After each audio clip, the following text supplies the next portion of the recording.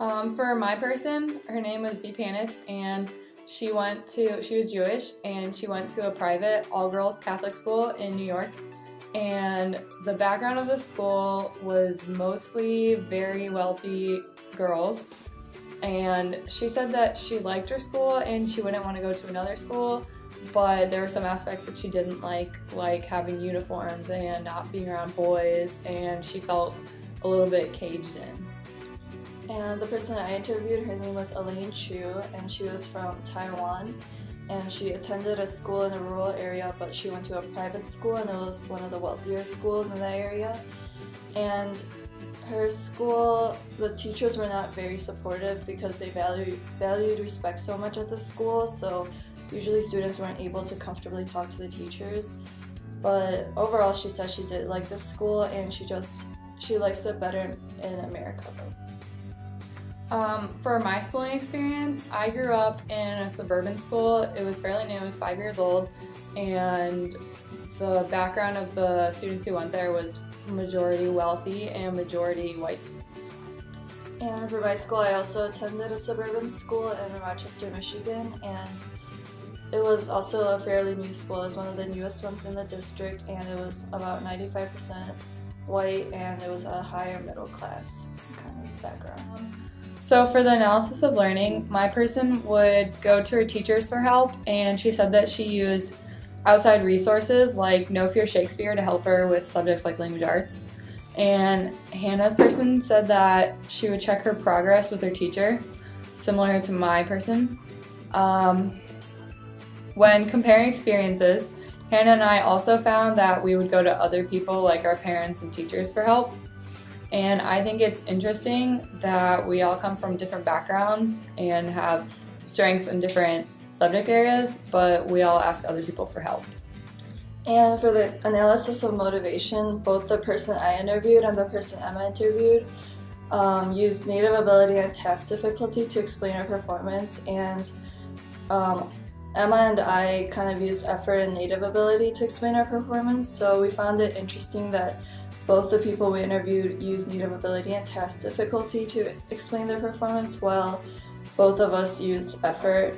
And we think it's because our teachers put more of an emphasis on effort, and so we kind of learned that when you don't put an emphasis on effort, you are less motivated when you face a failure. And they thought that they were just not smart enough for their class, so they didn't try hard enough. For example, my person failed a test in chemistry, and she just felt like she wasn't good enough at chemistry, so she didn't really try as hard after. And same with Emma's person, she wasn't very good at language arts, so she didn't try as hard in language arts just because she thought she wasn't very good at the class. And so we both thought having teachers who emphasize effort helps us to put a greater importance on effort. For new thoughts, from this interaction, I learned that some of the strategies I use to help myself improve are similar to the strategies that other people use.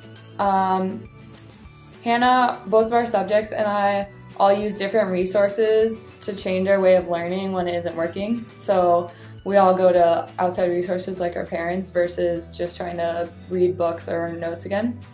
Hannah realized that not everyone gets the same education, and our backgrounds make us different, but we were also raised with different opportunities. So some people might not have the same educational opportunities as others, whether that's the teachers or the school or the material. Not everyone goes to a suburban school or an urban school, and not everyone has books at school or computers. For example, at my school, we didn't get our own laptops, but my subject school, they were provided with a laptop at the beginning of the year to use the whole year. And for the implications of teaching, an important implication for teaching that I got out of this would be to provide and inform students about all the resources they have, and most importantly, to be available as a teacher, as a resource for the students, because both the people that we interviewed and both Emma and I agreed that we used our teachers as a resource, especially to track our progress in the class, to see how much we're learning, and just to ask for help. Being a resource for the students is really important, and also We found that emphasizing effort is really important so that when students face failures, they know that if they try harder, they can do better rather than giving up because they think it's based on task difficulty, luck, or native ability, and showing that they can have control of their performance. And so we found that the people we both interviewed found that they struggled academically because they felt like they weren't good enough for a subject. So again, putting the emphasis on effort will help students understand that they have control and they can do better and improve in the class.